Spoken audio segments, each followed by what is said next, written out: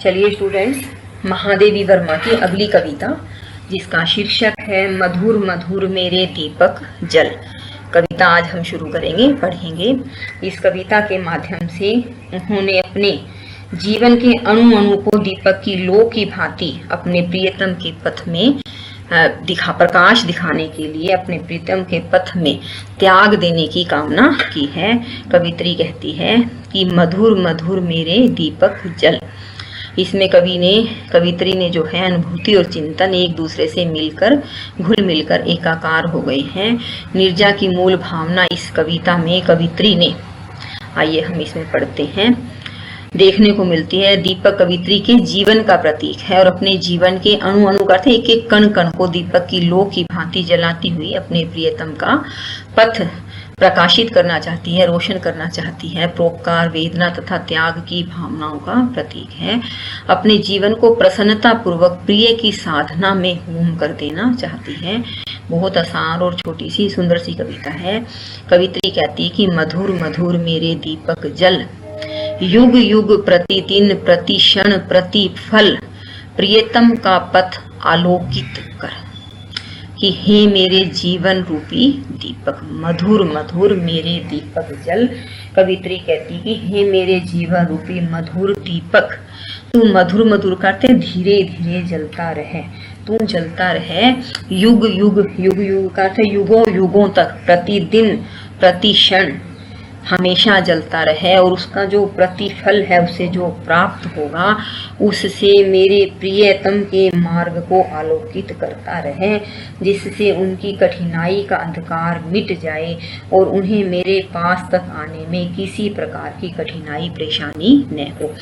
इसे हम कबीरदास जी के दोहे के साथ भी जोड़ सकते हैं। मैं सिर्फ समझाने के लिए बता रही हूँ कि कबीरदास जी ने लिखा है कि आई न सकूं तुझ पर, न सकूं तुझ बुलाए, जीवरा यूं ही लेओगे विरह तपाए तपाए। कि भक्त जो है भगवान से कहता है कि मैं न तो तुम्हारे पास आ सकता हूँ, न ही तुम्हें अपने पास बुला सकता, अर्थात तुम्हारे विरह में तड़फ कर मुझे यूं ही प्राण देने पड़ेंगे क्या। इसमें कवित्री ने भी यही भावना रखी है कि मैं अपने जीवन का एक एक कण, एक एक पल, एक एक क्षण तुम्हारे चरणों में समर्पित कर देना चाहती हूँ। और मैं चाहती हूँ कि जो प्रियतम मुझसे मिलने आएंगे उनके रास्ते को आलोकित कर दूं, कि उन्हें मेरे पास आने में किसी तरह की कोई कठिनाई न हो, न ही मैं उनके पास अगर जाना चाहूँ तो मुझे भी कोई कठिनाई हो। अर्थात अपनी अज्ञानता के अंधकार को मिटाने के लिए कवित्री अपने जीवन रूपी दीपक का पल पल, क्षण क्षण समर्पित करना चाहती है। उसे अपने जीवन रूपी दिए को जला करके अपने प्रियतम अर्थात ईश्वर और अपने बीच के बीच जो अंधियारा है, जो अंधकार है, जो रुकावट है, वह उसको पूरी तरह से दूर कर देना चाहती है। आगे कवित्री कहती है कि सौरभ फैला विपुल धूप बन, मृदुल मोम सा घुल रे मृदु तन, दे प्रकाश का सिंधु अपरिमित।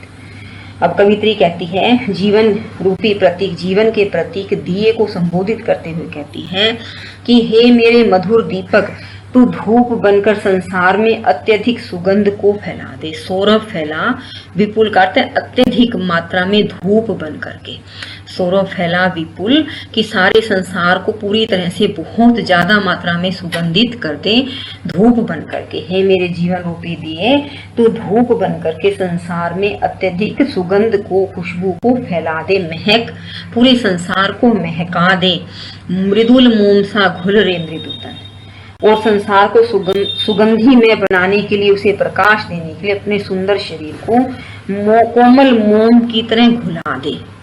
धुल का अर्थ है कि जैसे मोम पिघल जाता है, इतना कोमल तू बन जा, अपने शरीर को, अपने कोमल तन को इतना कोमल बना ले जिस तरह से मोम है, जिससे संसार को तू पूरी तरह से प्रकाशित कर सके, कि तू अपने जीवन का एक एक कण गला करके, अपने आप को एक एक कण कण के रूप में तपा करके संसार को, सारे संसार को प्रकाश का सागर प्रदान कर सके, तू स्वयं को मिटा सके।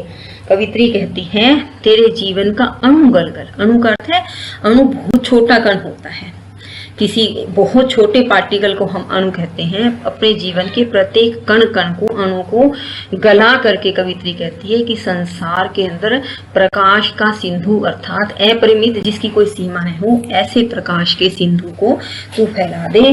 पुलक पुलक मेरे दीपक जल, कि हे मेरे जीवन रूपी दीपक, तू पुलक अर्थात प्रसन्न चित्त होकर के अपने आप को जला करके संसार को प्रकाशित करने के लिए जलता रहे। अपने जीवन रूपी दिए को जलाने की कवित्री किसके लिए कर रही है? यहाँ परोपकार की भावना बताई गई है कि संसार को सुख प्रकाश देने के लिए वह अपने आप के जीवन का एक एक कण समर्पित करना चाहती है।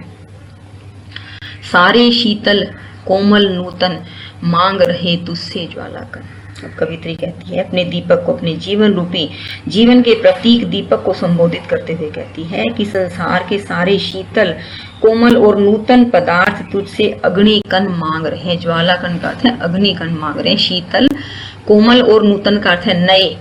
सभी पदार्थ जो है तुझसे अग्नि कण की मांग कर रहे हैं। विश्व शलभ सिर धुन कहता, मैं हाय ने जल पाया तुझने में। अब कवित्री कहती है कि उन्हें तेरी अग्नि द्वारा जलकर प्रकाश करने की आवश्यकता है। विश्व शलभ, विश्व का अर्थ है संसार, शलभ का अर्थ है पतंगा। संसार रूपी शलभ अर्थात पतंगा सिर धुन कहता, कि तुझसे सहानुभूति करते हुए बार बार अपना सिर धुनता है और कहता है कि मैं कितना भागा हूं जो तेरे साथ मिलकर जल नहीं सका। हे मेरे जीवन दीप, तू अपने सौभाग्य का पर कांप कांप कर जलता रहे। सिहिर, सिर का अर्थ है कांप कर तू अपने सौभाग्य पर जलता रहे।